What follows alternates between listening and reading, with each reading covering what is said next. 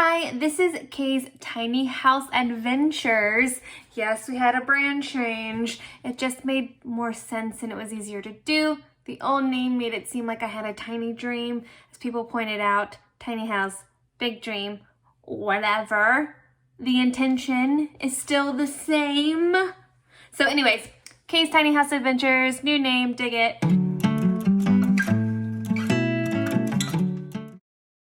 So I'm not gonna have access to Doug's awesome tractor every time I go to my property. So I really wanted to find small projects that I could do on my own that could help me, inch further and closer towards my goal of basically clearing out all this stuff that exists and persists on this property.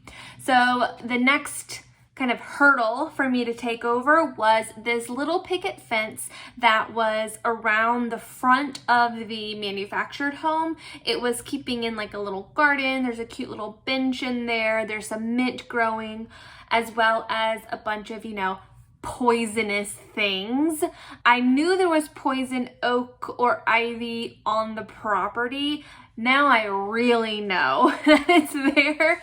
Luckily, I'm not go to the emergency room allergic. I have a little patch here and a little patch right here that I'm not gonna show. It's gross. Riddle me this. Is this poison ivy, oak, sumac, whatever?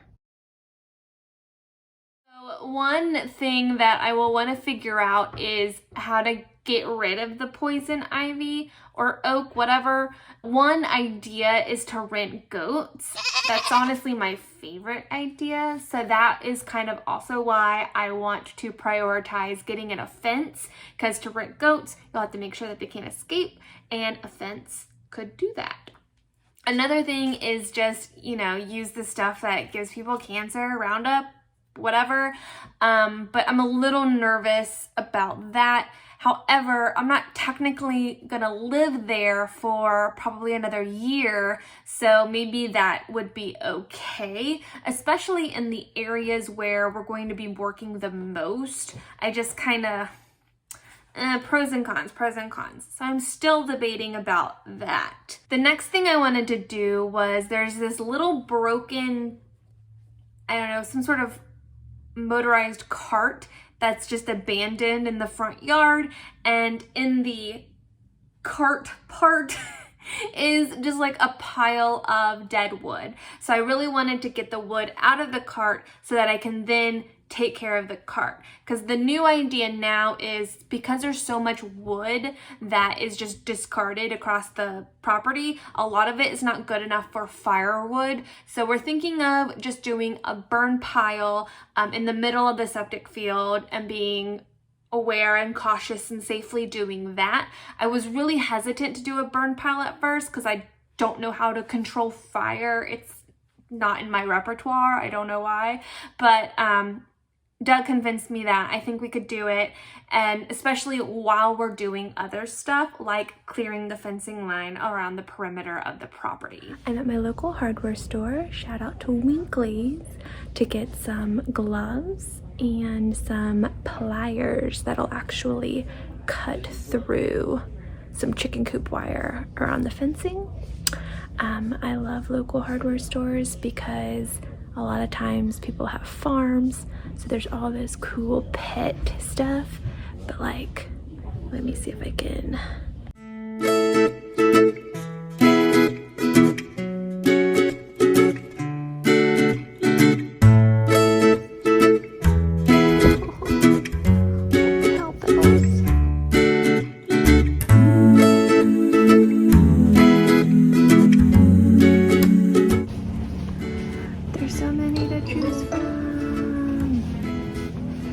Should I get?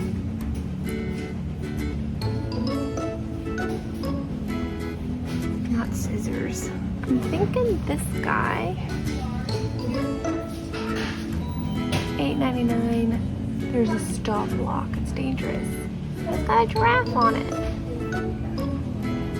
Don't laugh at me, but apparently I had to get the kids age 7 through 12 gloves because they were the only ones with short fingers for my tiny child hands.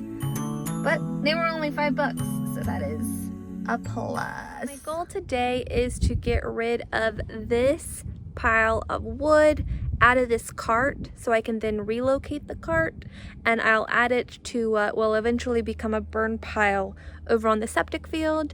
And also the rest of this fencing needs to come down. It's basically falling apart, and I don't know if you can see it in the video, but there's basically this chicken coop wire that's around it all as well. So that's the goal for today. Luckily the sun is shining because it's, to me, freezing. So let's get started. So with this chicken coop wire, I had to cut every individual piece down the line to remove it piece by piece. And this ivy was completely intertwined into it, so it was very difficult to work around, but I just kind of gave up on trying to take it out.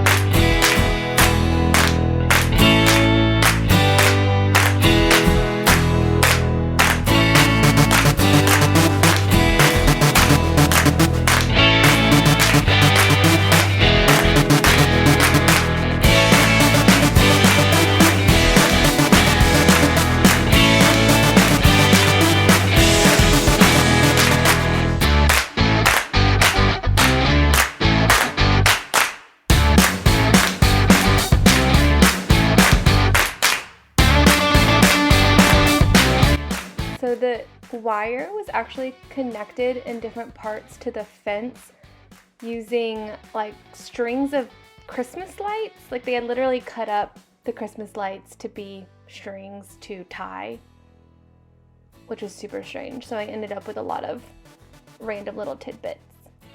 And in the back there, you'll notice that it changed from chicken coop wire to like actual fencing. So I wanted to preserve that, so I tried to keep that as is.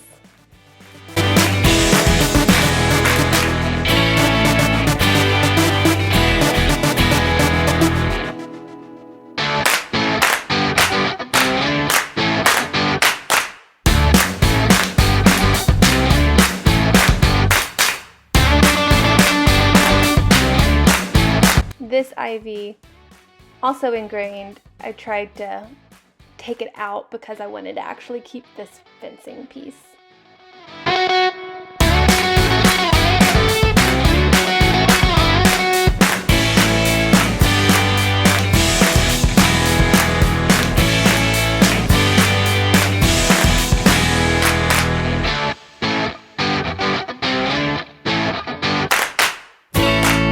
And you'll see on that stump is my collection of pieces of Christmas tree lights.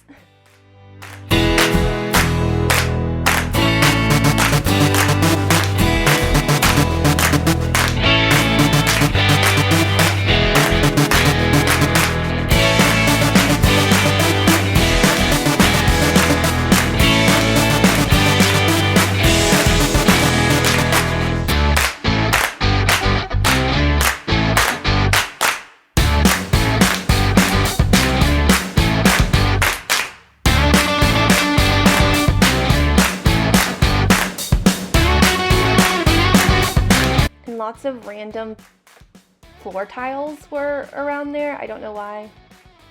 I need to run another dumpster, I think.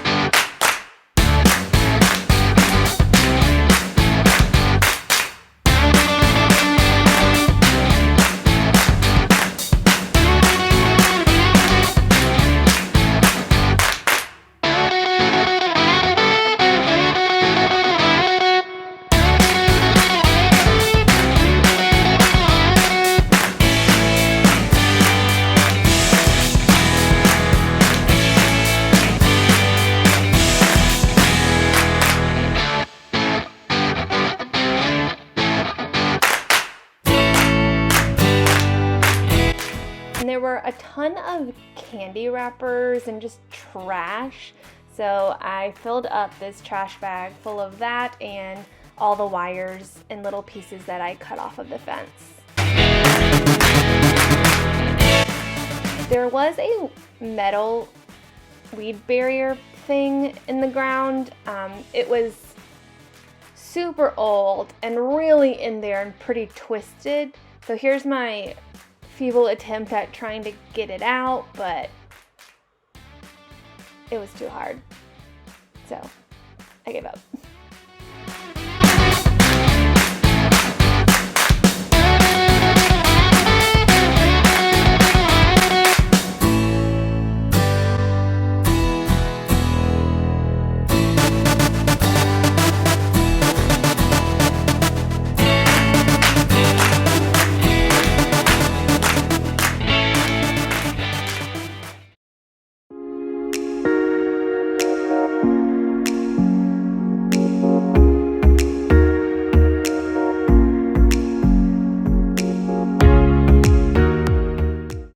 One really cool thing that happened last week was I was volunteering at the polls, and our polls are at the high school in the town that I live in, and I actually checked in one of my new future neighbors.